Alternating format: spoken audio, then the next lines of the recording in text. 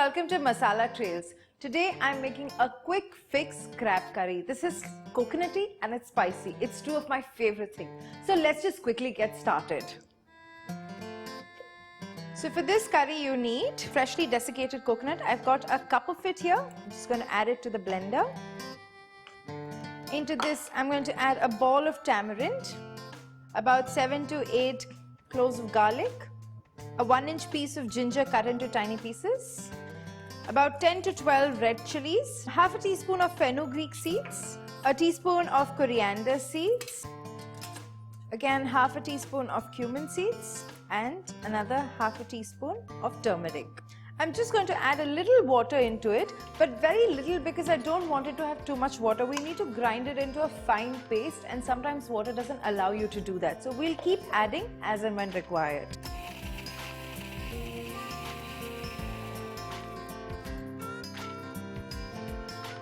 So this is how you want it. It's really fine. You can barely tell that there's any coconut or anything of that sort in there. So your masala needs to be super fine and a super fine paste. It's imperative in this recipe that it's very smooth.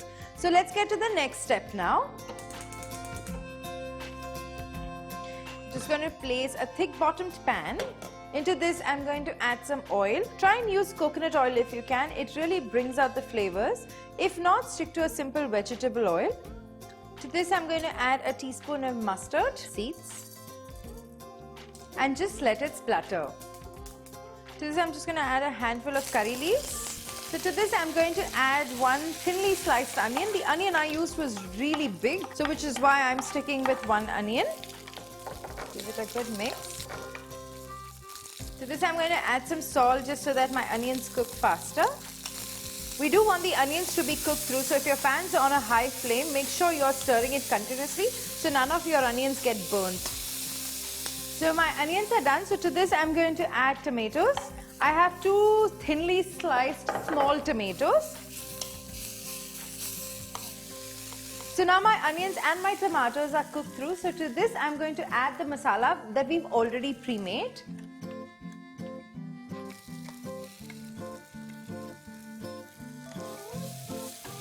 Just mix the onions and the masala paste. Let it stay on for a few minutes till you sort of see the oil rise to the top. That means your masala is also cooked. We don't want the raw smell or the raw taste to be there. I'm going to add a little bit water to this right now. Just a little bit. And just keep stirring it. I'm going to put it on high flame and keep stirring my spice paste. So now to this I'm going to add some water because this mix has cooked through and through. I'm just going to slowly sort of keep mixing it in. So I'm just going to put in some more water and mix it in slowly. I'm just going to put the lid on and leave it on low flame for a good 5 minutes. So I'm just going to check on it. Okay, my curry is sort of all come together. So to this I'm going to add my crab. I'm just going to leave it on low flame for the next 5 minutes. Cover it. My crab is cooked through. I can already smell it.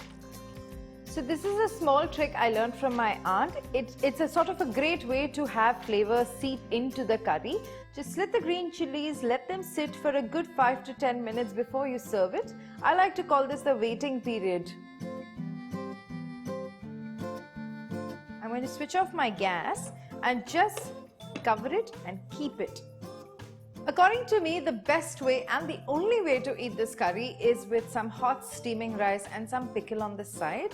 I hope you enjoyed this recipe. If you do, I hope you will like our video, share our video and also subscribe to our channel. Please do send us pictures of the crab curry you've made at home and how you've eaten it.